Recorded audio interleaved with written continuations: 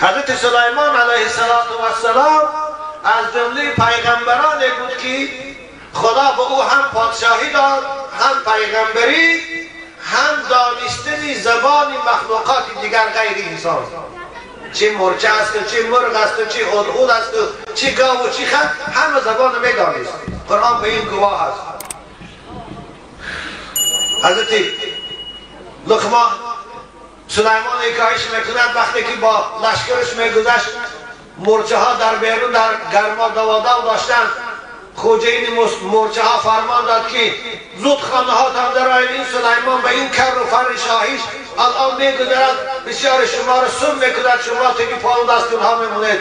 لا یحتمنکم سلیمان و جنوده فتبسم ضاحکا من قولها. حضرت سلیمان این شنید سخن مرچه را خندید. خلاصه سلیمان زبان حیوانات هم میدانست. یک برادر داشت، یک جوره داشت، مانندی ما که دوست داریم، الفت داریم. حضرت سلیمان هم یک دوست داشت، الفتش بود. ساده این دوستش یک روز به حضرت سلیمان گفت که پیغمبر خدا همین زبان حیوان ها رو تو میدانی، به منم تعلیم که من فهمم، من یک بردگاه دارم، یک خر دارم، من چی بگم؟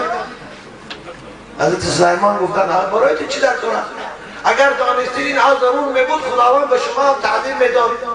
بنابر این ها رو ندانستنش بهتر است. بیا گفت یک چیزی که به تو لازم نیست از خفاش نگرد. که او خوب دوستی نزدیکی بود، ارکه بود، بنابر تکرار کرد بار حضرت سلیمان راضی شدن. گفتن خوب به تو ما تعلیم میدیم، لیکن به یک شرطه. به یک شرط، این شرط همین است که به کسی این سر قائل نمیشی، اگر قائل شدی میموری تو. حضرت سلیمان بفرشد خوب معنی بود حضرت انده و من تعلیم که من هیچ کس کنه میگو حضرت بچه هم درسش دادن و سال بعد دهاش دادن دیگه زبان حیوانات رو میدانستگی شد. این آدم میگه یک برزگاه داشت و یک خر، یک سگ داشت با چند مرغ داشت، یک خروس داشت. بایگیرش همین بود.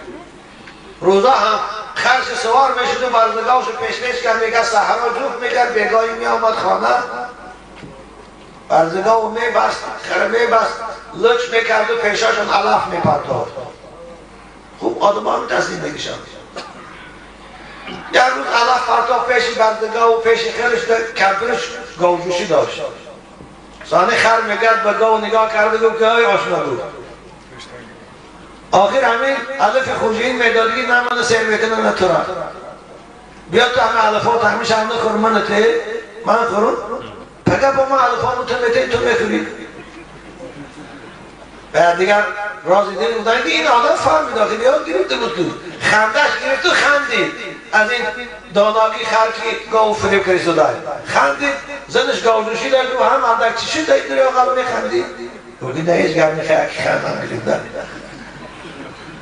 پگاهی باز گاو برد، بیچاره گاو گشنه با مرده رفت جفت کرد. امروزم بیگه آمد خسته شدگی باز بحثان علف پیشان و پرتافت. گاو خره گفتی های جوراخی مستحق چی بود؟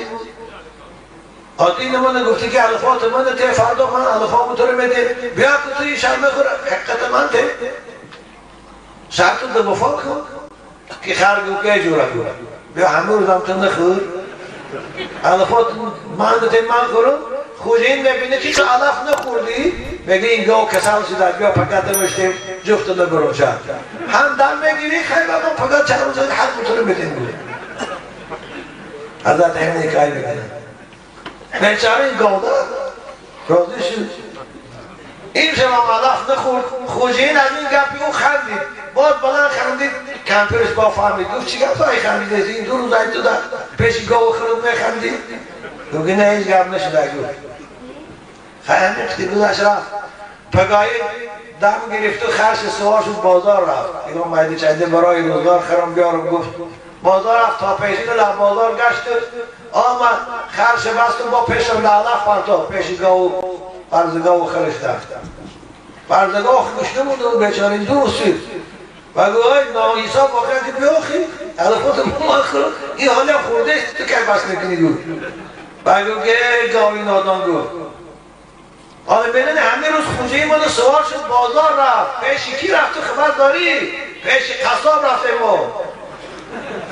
پیش قصاب در آمد که همه بردگاه من کسل شده 2 روز علف نمیخورد. بیا رو بین اما خراب نشده بیا سودا کن کشش و گوشت فروش. بنابر پیش ما قصاب رفتیم. این روز هم نخور پگهش انشاءالله تا قصاب نبیا پگه دیگه خیلی خراب بشی. استخوانات کتاب قبولگاه قصاب نمیگیری خراب هم گفتن ولی بانه کندرکان نمیخرد گفت این مردن خلاص میشی بس آنه ما علفارتون رو میدیم. این گرک خوزیم بنان خندیده بود که زنش فهمید گروه تسیاتی یکم بلا داری بود زن پان داری هم گپای زنود باید مرسه میخندی من ده خواهی نمیشی هر دو زنشون شدن جمع دیگه جنجال بس نمیشن مجبور داره زنده که گم بزنی سیر تا گم بزنی جان خلاص نماشد ای من خلاص نماشید این بیچاره میگه هیچ گپ نیست من زن ندارم ولی جوانای ما از زناشو میترسن برن اگر خواهی نمیشه زن داری شدن کسی می دروغ میخورن زن ندارم همین زاره کرده وقتی من گفته نمیتونم من گویم میبرم به من کار نیست میبری گم بزنی یا من سر میتی یا کی گم بزنی بیچاره آخرش بیزار شد آفتاب برام از دید قبوشم خواهوش ببره دیگه گرگوی زنک غرغر کنه خودتو ببرم ثانی برای کراوات سری شیشتی بود سگ در پایان کراوات خواب نگام دسترخوان چرکی پیش آورمون نگام بود کلچه قاب کتی زهر مخور بود نگه گوزم غرغر دار رفتم بودیش در ثانی مردک بیدار شد بیارمی زندگی هم خیلی بشم مردن خوبه گم میزم چیزی شوه کنم او که خیر آیا قلم و دفتر بیار خانه سوزه من وصیتامو نویسم ایکی قرض دارم ایکی داده گریف دارم برگم میزنم ولی چیزی که شوه کنم زنک کاغذ و قلم دارم این کلچه نفاریدوش زید در کلچه رو پیش سد بپردو سد کلچه رو گیری در بین پاش حکم میخواهیم گفته بود که مرغ خروس نمید آمد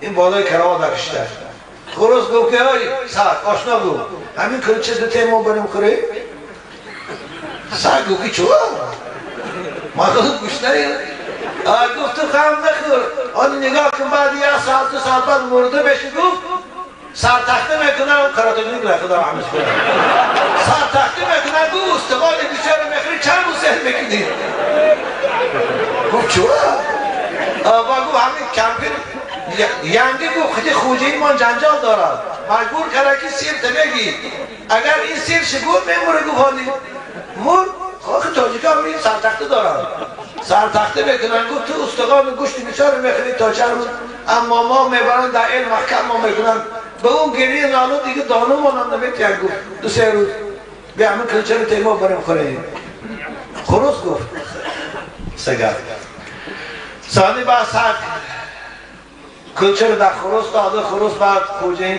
سگ نگاه کرد سرگواش نبود از همین خوجینی ما از همین مردگیش خوبه بود او چو خیلی نگی آگو من بی 9 زن دارم 9 ماتکیم داشته بود من 9 زن دارم گو همین ها یکم اگر بی من بیرون نمیبرایم اگر کدامش به عذابی که گو به همین نونم دستانش نجنم زمین ده پاک میشه این گو همین یه زن زورش نمیرسن برای همین مردن درادیشن میبره گو یک همچین نگیره زنه زدش کسی دیگه نمیپرسن یک این فهمید گپی خروز بگوش آمد ولی راست بگم برای میزن ما خوب بکشم صدق کاغذ کلام آورده بود که بعد تیاخ گیریم کمپیر با بار بسته بیچاره کمپیر تنهاش سیاه شد